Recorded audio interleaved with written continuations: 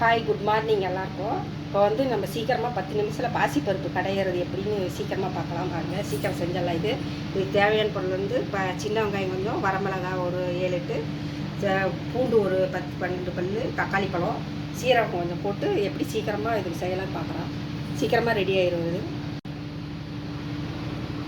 இப்போ பாசிப்பருப்பு வந்து கழுவி ஒரு டம்ளர் இருக்கும் போட்டிருக்குது. போட்டு தண்ணி ஊற்றி வச்சு கொஞ்சம் அதுக்கு வந்து வெங்காயம், மிளகாய், பூண்டு எல்லாமே இதுலேயே போட்டுடணும். சீக்கிரமாக செஞ்சிடலாம். இது போட்டு சீரகம் கொஞ்சம் போட்டு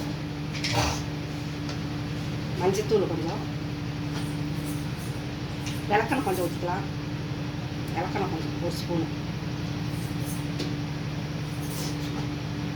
ஊற்றி வச்சுட்டோம்னா ஒரு 10 நிமிஷத்தில் வெந்து தாளித்து போட்டால் குழம்பு ரெடி ஆகிடும். அவ்வளோதான் இருக்குது. உப்பு கொஞ்சம் மாட்டோம். உப்பு வெந்ததுக்கப்புறம் கூட போட்டுக்கலாம். அப்புறமா கொஞ்சம் விட்டு பாதி வெந்ததுக்கப்புறம் உப்பு போட்டுக்கலாம். சீக்கிரமாக ரெடி ஆகிடும். குழம்பு வச்சுக்க லேட்டாகும் அப்படின்னா சீக்கிரமாக செய்யணும்னா இப்படி செஞ்சு சாப்பிடலாம், நல்லாயிருக்கும்.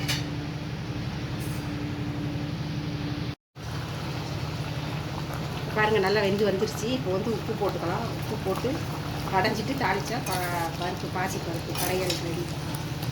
கடைஞ்சிட்டு அப்புறமா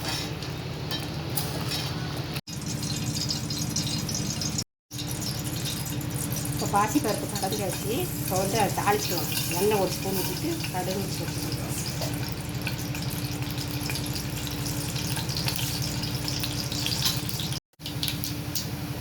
கொஞ்சம் சீரகம் போட்டுக்கலாம். கடுகு வெடிச்சிட்டு சீரகம் போட்டுக்கலாம்.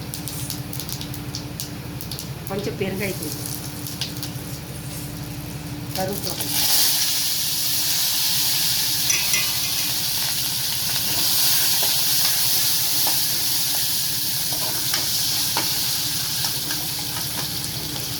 கொட்டிக்கலாம். தாளிச்சது